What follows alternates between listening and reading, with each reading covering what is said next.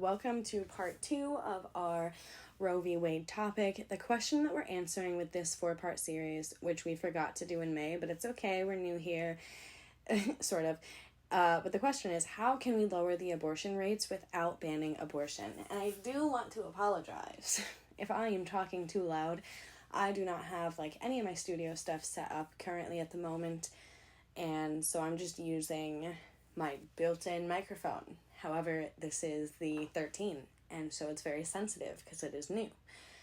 Forgive me if I'm talking too loud. I'll fix it going forward, but it's at the point where we have this scripted and we just want to get it uploaded because we're trying to be consistent all of July and August, September, October, November. And just, I guess we're cutting off in November. I'm kidding. That was a joke. I don't know if you left. I can't see you. So in this part, we are going to give you a look at what the overturning of Roe v. Wade means, or what can and will most likely happen now. We have to understand a few things here. Number one, we do not serve the government. The foundation of the United States government is to serve us as the people. And somewhere along the way, we rescinded that power, and now we're all paying the price. Even if you think that the overturning of Roe v. Wade doesn't impact you, go listen to just the last few minutes of part 1 to see how it might. To start us off, it is a few days after the 4th. I don't know the date exactly.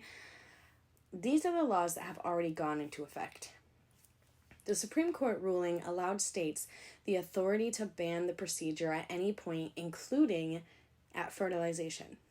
When we refer to trigger laws, this refers to laws that took effect immediately or shortly after the overturning of Roe v. Wade. Abortion is already illegal in Arkansas, Kentucky, Missouri, Oklahoma, and South Dakota. Utah and Louisiana's trigger laws have been temporarily blocked. Trigger laws in Idaho, Tennessee, and Texas will take effect a month after the overturning occurred. In Mississippi, it will take effect 10 days after. In Wyoming and North Dakota, state action is needed before any laws are put into place, but no action has been taken at the time of this script. So I scripted this out about a week and a half ago. However, I'm recording it a week and a half later. And so I don't know if action has been taken at this point. You can look into it if you want to. Alabama, West Virginia, Louisiana, and Tennessee have already amended state constitutions to prohibit protections for abortion rights. I've included in the description of this video an interactive map so that you can see the restrictions in your state. So what happens to access now? The states get to decide. This means that our laws are going to be pretty patchy. Mostly red states will have laws against abortion. About 22 states have those trigger laws. In blue states, abortion will remain in place. Are other rights going to be impacted? Absolutely. Justice Thomas has already stated that he wants the court to re-examine cases having to do with contraception, same-sex marriage, and same-sex intimacy as highlighted in Part 1. The Supreme Court has gone against the people, this time, though, on a widely public scale.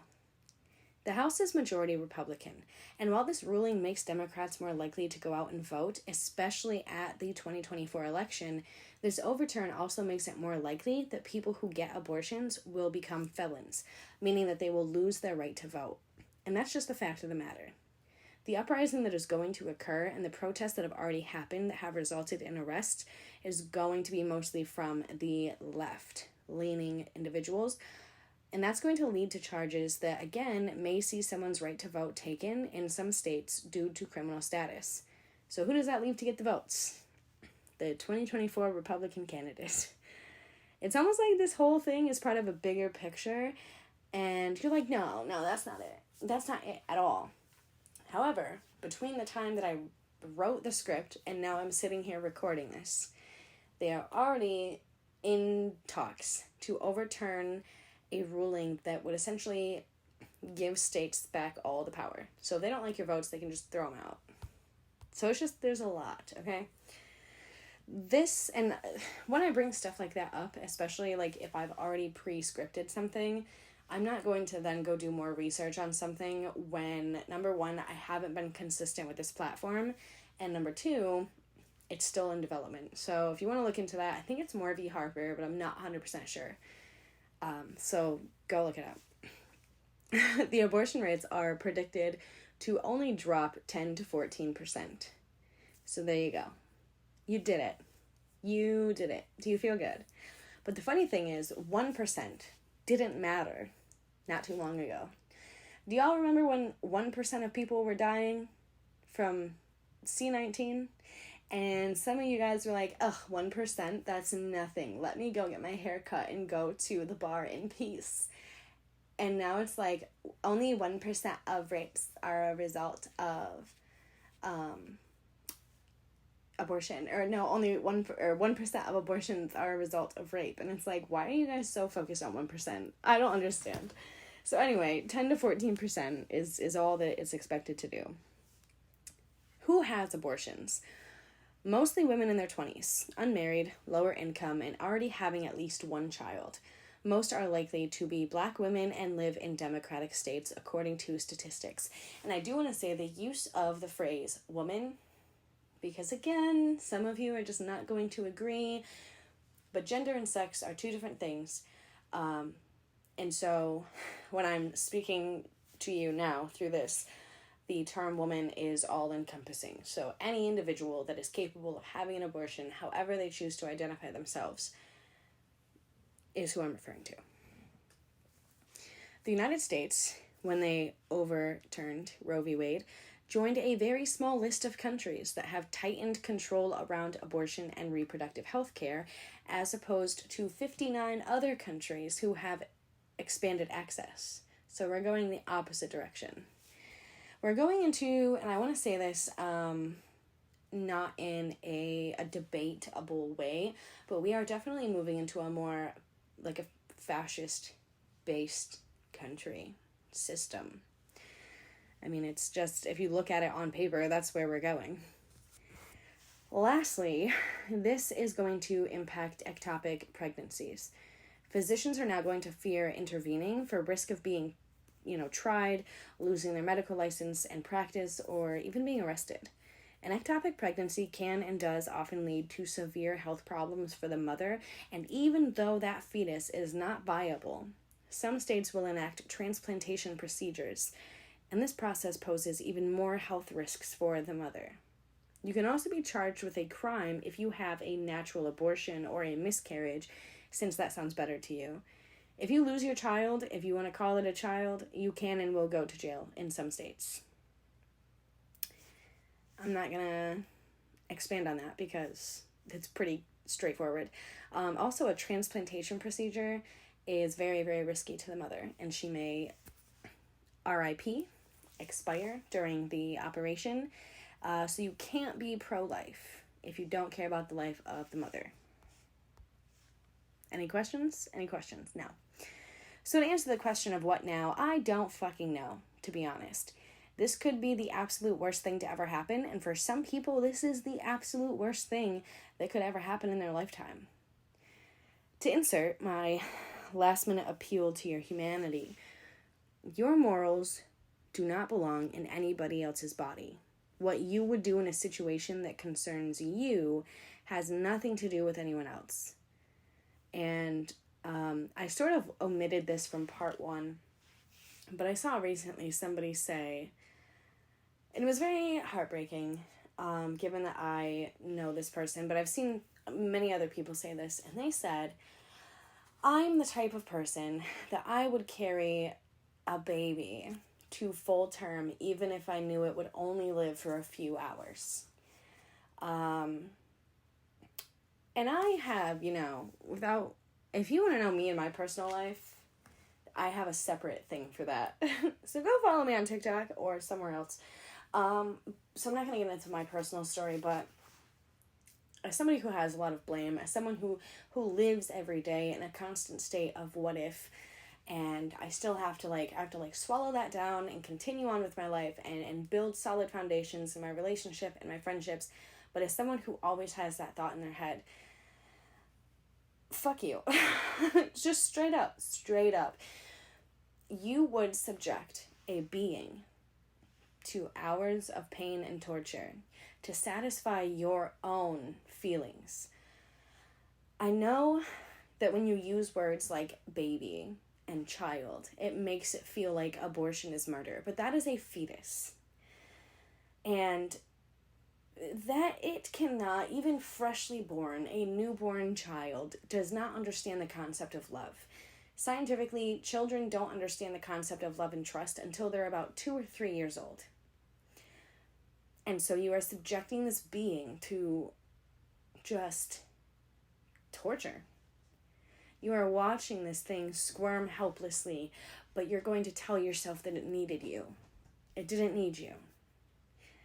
And if you are that kind of person, you can live with yourself knowing that you could not even put your own morality aside to offer another being comfort, because it was more important to you to give it a few hours of low quality life. To get back on track, because I wanted to say that in part 1, but I was like, no, I'm going to go on a deep dive and get too emotional, but I am not. So let me pull back. Does somebody else's abortion actually impact your life? Do you even know that it happens? Do you care about that child starving or being, beaten, abused, or murdered in a classroom? Do you honestly care about that child?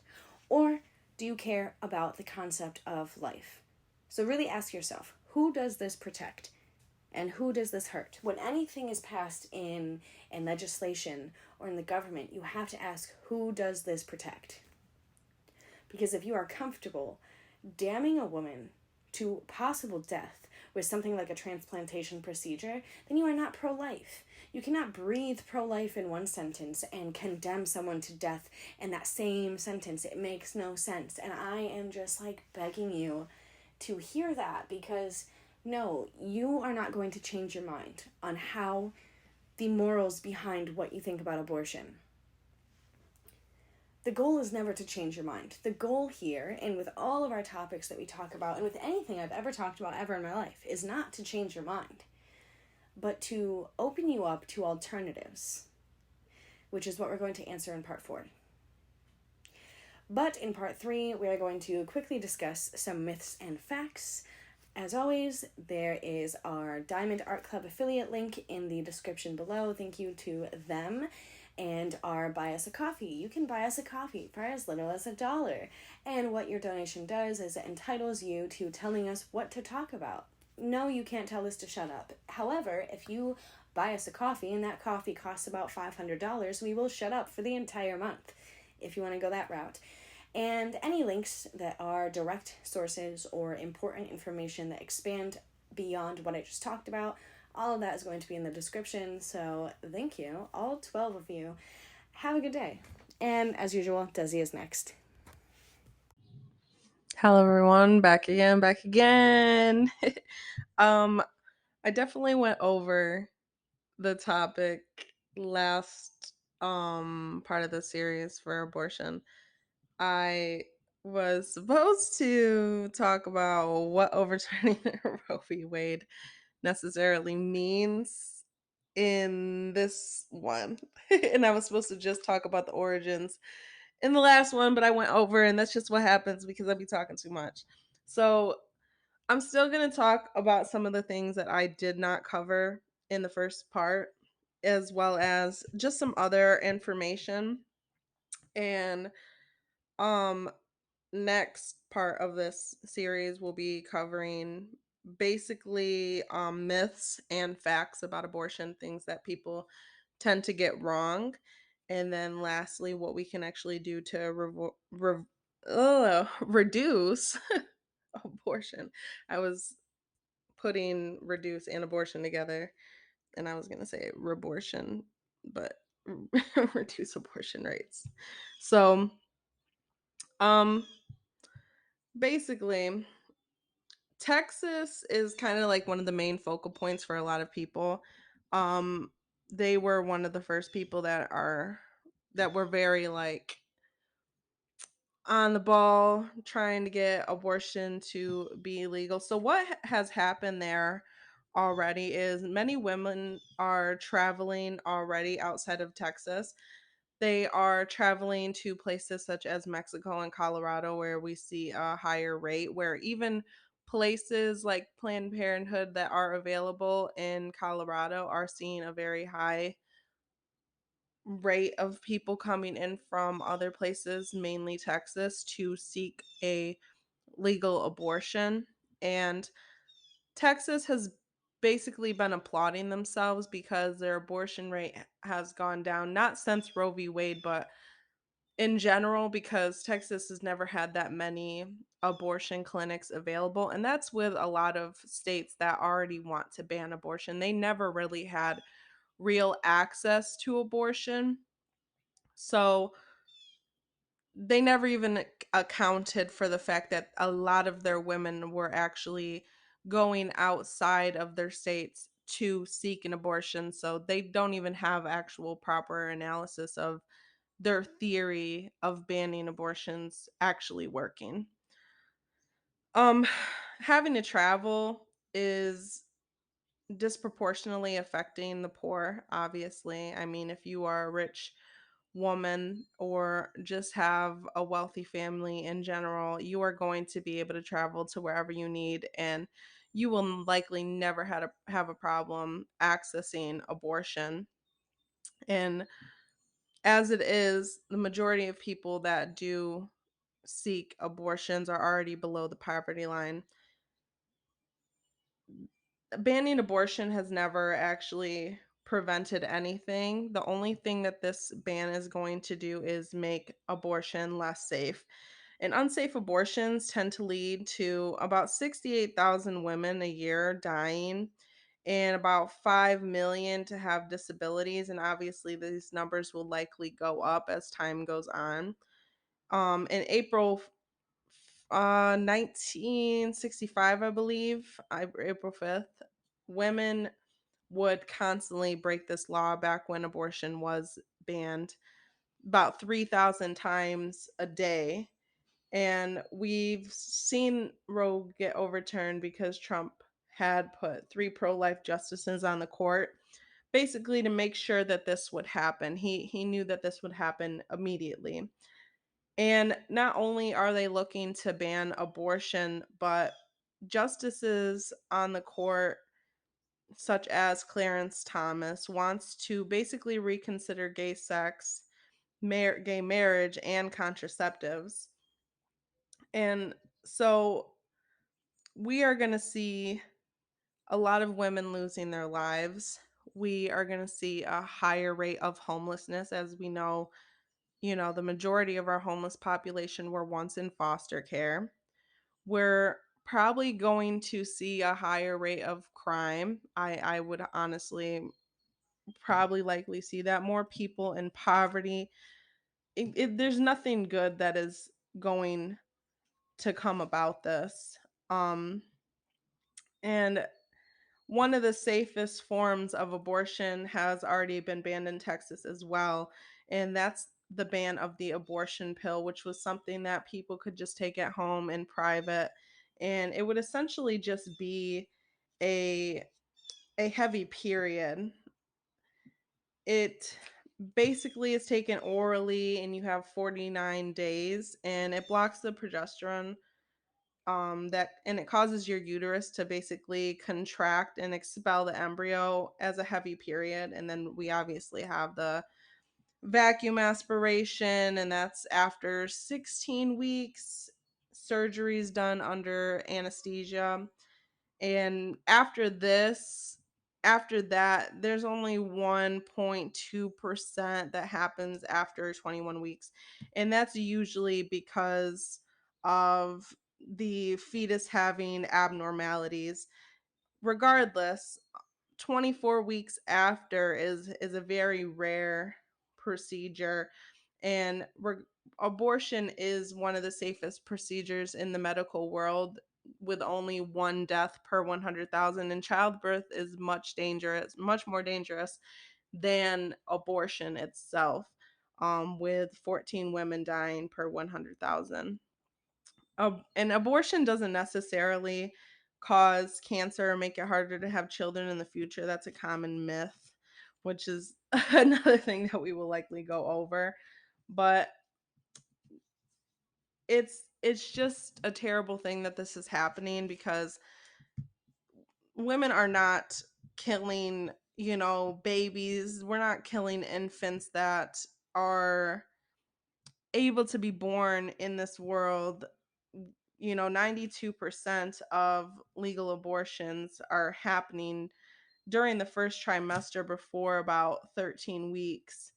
And this just isn't going to do anything. They say that they care and they're doing things out of their own beliefs, but if this was done to them, um, having to do with anything else, I know that they would not go for this. Say the Islamic religion was being enforced and people were no longer able to eat pork and we criminalized eating pork. I bet people would complain about that. Um, if we had forced every single person to get a vaccination, I bet that would be a problem as well. If, we banned cigarettes in general, I mean, I've seen people complaining about hides, and at first I did kind of agree with it. Of course, I study everything before I try to make a complete set belief on it, but prohibition never works for anything. I don't believe in the prohibition of abortion, and I don't believe in the prohibition of things like drugs. It just makes them more dangerous. It doesn't even necessarily make them less accessible, which is usually the main point. It actually makes them more accessible because there's a higher demand, and then you have this market for money, whether it's legal or not. And people take advantage of that.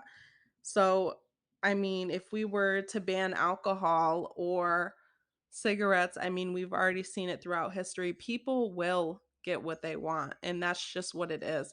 And it's your body. If you want to drink, go ahead and drink. Drink yourself to death for all I care. That is your fucking right. If you want to smoke, smoke. If you want to get an abortion, get an abortion. That I wouldn't know. It don't bother me none. it that ain't got nothing to do with me. That's all you. Um, they like to say that they care about fetus rights, but why don't we try making birth even more safe, as safe as abortion is, with one woman dying per 100,000, but we have it 14 times higher to actually have a child. That is absolutely ridiculous, and we know that this disproportionately affects women of color, as we die 3 times more than white women during childbirth. Maybe we would focus on the infant morality or mortality. I always do that. Morality and mortality get me every time. But we would likely focus more on the infant mortality rate we have in this country. A total of 19,582 deaths occurred in children under the age of 1 in the United States in 2020, with an infant mortality rate of about, I want to say, 541 infant deaths per 100,000 live births, one of the highest in the developed world at that. These people that are usually pro-life are usually the ones that claim that this is the greatest country in the world, but we are not up there anymore. We don't place number one in really anything in the world besides our mass incarceration rate. Yeah. So we we need to actually be supporting programs for children to aid in their development once they're born, and protect women's health. They try to say that this is for women's health, but abortion is women's health. It is a safe procedure, again, safer than childbirth itself. Imposing restrictions just make women's health less safe. It's really about controlling women's bodies, and we deserve the right to choose whether, when, and with who we bear a child.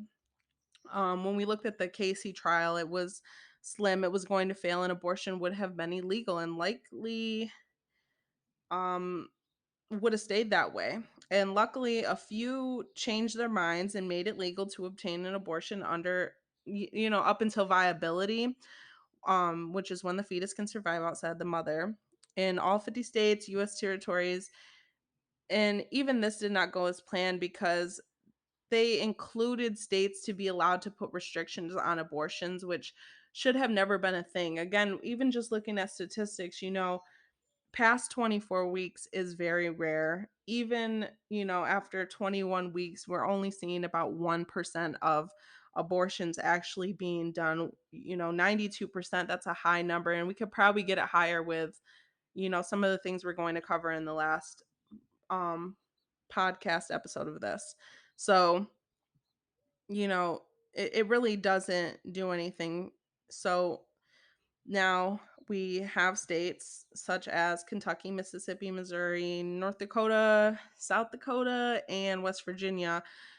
And they've always only had about one abortion clinic in their entire state, making it nearly impossible for women to have real access to the procedure in the first place. And looking at Texas, where they have the heartbeat bill, making abortion illegal once they are about 6 weeks, which is when most women are even just finding out. So by the time they've already found out that they are in fact pregnant and they don't want to have that pregnancy, it's already too late. That's it. Um, Most women don't find out until 4 to 7 weeks, depending. A lot of women have problems with their cycle where it just fluctuates and you cannot really know when it's going to come. Even with period tracking apps, sometimes they can be wrong. Sometimes everyone's body is just different. And people are even able to sue in Texas. Recently, Uber drivers are even scared to bring women to the Planned Parenthood center. So many women are having to put in the restaurant put in the restaurant's location that's next door to Planned Parenthood so that they can receive a ride to the abortion clinic. Um and it's absolutely crazy. These people would basically, if they turn them in, they will receive a $10,000 bounty, or they will be sued for $10,000 if they are caught. Mississippi is where it is banned at about 15 weeks, and I believe Utah as well. And you know it's just absolutely insane that Roe has been overturned. um and again, this isn't going to stop anything. What is going to happen is women will likely perform at home abortions by either ingesting chemicals, shoving objects into the uterus to abort the pregnancy, possibly killing themselves. We are going to see suicide rates increasing. Many will travel where, they have pro choice legislature, and women may subject themselves to turn the internet and the black market to obtain abortion medication and possibly risk imprisonment, increasing our already extremely high incarceration rate. And some women will carry their unintended pregnancies to term, risking health issues, death, and depression in the experience or from the experience, and then sending more children into already overcrowded adoption centers where many of them will age out of the system, become part of the 50% of our homeless population. 25% of them will suffer from PTSD at an even higher rate than veterans. So yeah, this isn't going to be good for anyone. This is not a win. This isn't something that should be celebrated. I believe if you are Christian or whatever you believe, if you just don't believe in having an abortion, you should really decide to be pro-life for you and pro-choice for everyone else, because that's the way that I am. And I think it's absolutely disgusting to try to dictate somebody, especially over a religious belief, because one thing that most people get wrong as a Christian that don't study the Bible, and I feel like God put me in the college that I'm in for a reason. I wasn't so gung ho about it and excited, because I did end up in a Christian college. Not intentionally, it was completely accidental, but I believe that God put me there for an absolute reason, because having to one take science classes, because I have had to take science classes. Though you would think science has nothing to do with politics, it absolutely does. It has helped me better understand men and women, and the inequalities that women face, as well as um kind of the way men think a little bit more and the way that women think a little bit more, and how we are not necessarily different, but kind of different in ways, and how we fully complement each other, but where people tend to go wrong. And I've also learned how fluid everything is, and science even agrees with it, just between humans and even animals.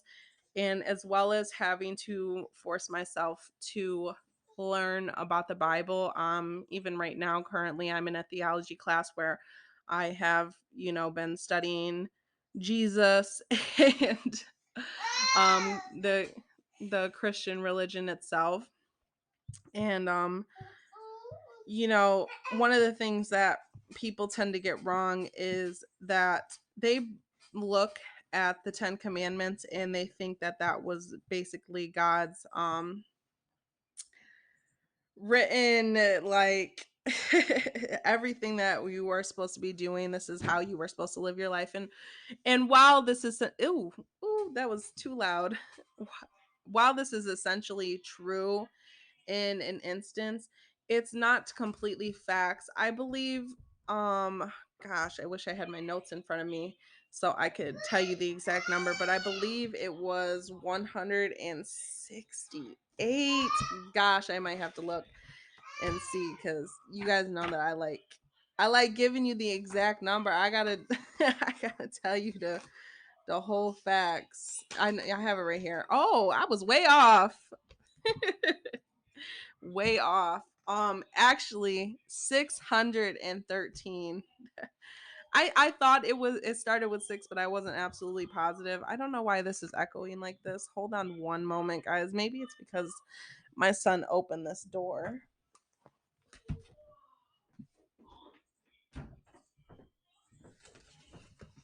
So sorry, guys. There's just a little pause there. But yeah, 613 commandments have been written throughout the entire Bible, and these were, oh, I don't know what be going on. I think I gotta get new headphones. Maybe it's not even you guys. Maybe you guys aren't hearing what I'm hearing, and maybe it's just my headphones, but gosh, it's annoying. Um, but 613 commandments have been made throughout the Bible, and these were basically different ones.